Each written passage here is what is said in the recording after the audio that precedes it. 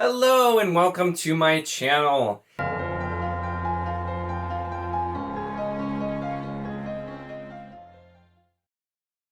In this video, I will be talking about The Coward by Aryan. And this is a book that very pleasantly surprised me, so I'm pretty excited to talk about. Now, this is the first of what's going to be a series. I think at the time, I don't think it actually said what the series was called, but I know the second book is going to be coming out, so I'll note that. It's called The Warrior is the next one. But when I read the synopsis for The Coward quite a while ago, I think I remember hearing about this book from Megan, from Megan's Reading Revelation. And so she had mentioned it in like an upcoming release video, and so I'd heard about it and I ended up getting it. And this one is, so the base plot is we have Cal Cressier, our main character, who was the only survivor out of a band of heroes. He was a younger boy at the time, went with a band of heroes, and they went to the north and like the frozen wastelands to try to kill the ice-like who was affecting the weather all of the world, and he was the only survivor, and he came back and was lauded a hero. And now 10 years later, he's being asked to go again, because once again something's happening, but he is basically has no intention of actually doing that, and that's kind of where the name The Coward comes from with it as well. So originally, when I read the synopsis, though, it made it sound more like this was going to be kind of like a comedic thing. So I was thinking it's like, oh, it was this kind of like bumbling person who just got lucky and happened to win, and nobody realized that he was actually like a coward and like incompetent. And that is not at all what this book was. And this is one of those situations that I was definitely glad to have been wrong. Because while that is why I bought the book, because that sounded like, oh, that'll be fun, and I didn't really know a whole lot more about the series or the author, this actually was a much deeper story by far, and that definitely reminded me a lot of kind of David Gemmell and the way that he writes heroic fantasy, as well with, and Andrew from Andrew Specifically Reads, of course, actually pointed it out as well, and as soon as he did, I'm like, oh, I see that completely. He had told me it had Gemmell vibes, and that made me super excited to read it, because I've been really, really loving all of the David Gemmell I've read. But it also, he had said too, has some Joe Abercrombie vibes, and so that made me interested, because I'm not a huge Abercrombie fan, but I'll explain a little bit more about why I agree it has that, and then just talk more about the book in general. So we're not dealing with somebody who, was just like, oh, the bumbling lucky type person. We're dealing with Kel, who was young and didn't really know what he was getting into, and did, of course, end up having some luck, but is basically just completely traumatized by the experiences that he had. It kind of like broke him, and when he came back, he was almost not even sane anymore for a long time. And so instead of trying to like live the high life as a hero, he just goes back to the village he was from, and he runs a farm and just like gets nervous around people and is just trying to live a quiet life. And so when he's called back to try and do this again, he wants nothing of the sort at all, because he's still trying to like deal with the fallout of what it did to his psyche the first time. And the king calls on him to go up and investigate, and throughout the way, he ends up kind of trying to find himself and find his courage, so to speak. But we deal with not only him, with the other heroes that he originally traveled with, and with some new heroes in this book. It does a fantastic job analyzing kind of the hero trope, and looking at heroes who, you might have some people who are heroic, but they're also flawed beings, and sometimes the people who are always like going out to the glory and want to be called heroes are terrible people. And so it kind of meshes ideas that David Gemmell does. And as I've commented before, that if you're a fan of Joe Abercrombie, you should absolutely read David Gemmell, because they write very similar sorts of stories in a way, except Gemmell believes that people can have goodness in them, whereas as Abercrombie believes that nobody can possibly be good, and you have to be as sarcastic as possible. And so it's like kind of that thing, and you get a little bit of a mix here, because you definitely have that kind of like, all these people are terrible, and there's also like a high priestess who has her own political machinations that kind of feels more like an Abercrombie character as well. But you have this analysis of what makes a hero, and the other characters we see that join this probably doomed journey as well, that we explore the different types of people, what it means to be brave, what it means to be a hero, and that kind of thing. And so this really, really did a great job, and I thought it was a very interesting look. It is definitely a heroic fantasy, kind of quest fantasy type look.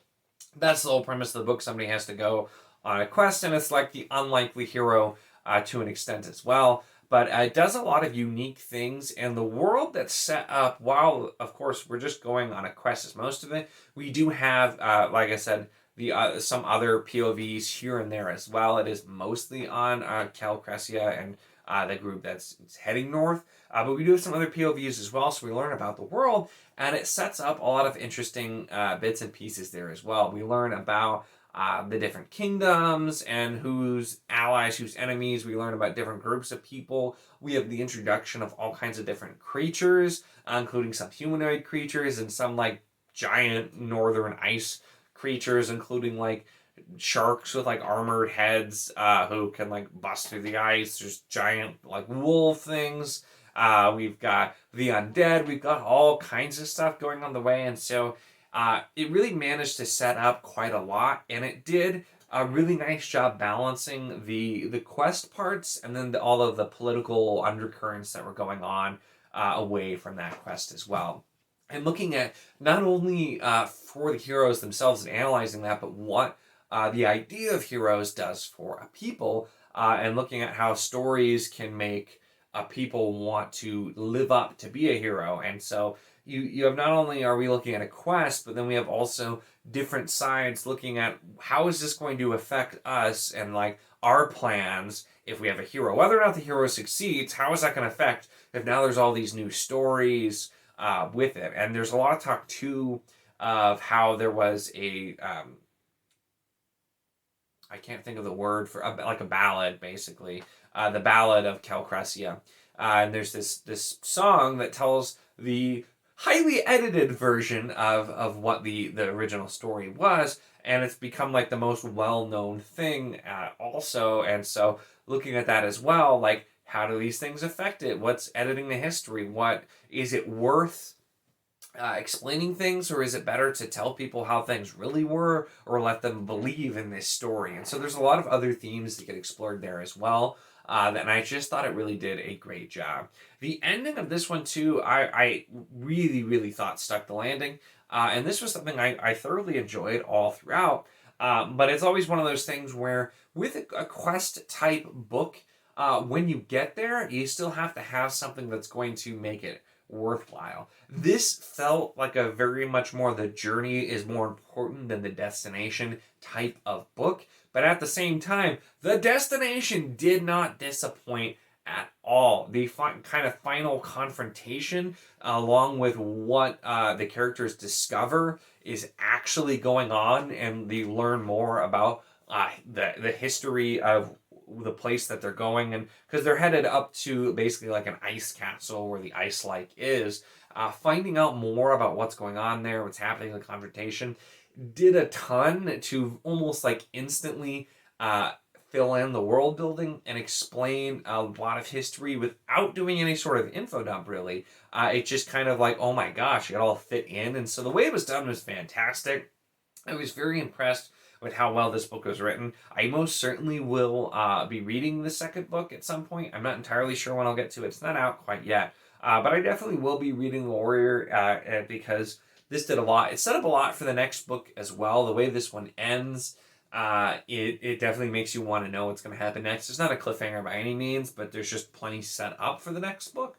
But also just all of the shifting ideas, and as we see everything come into focus, it seems like this was really our quest book, and the next one, I think, is when we're going to start to see the bigger picture kind of come more so.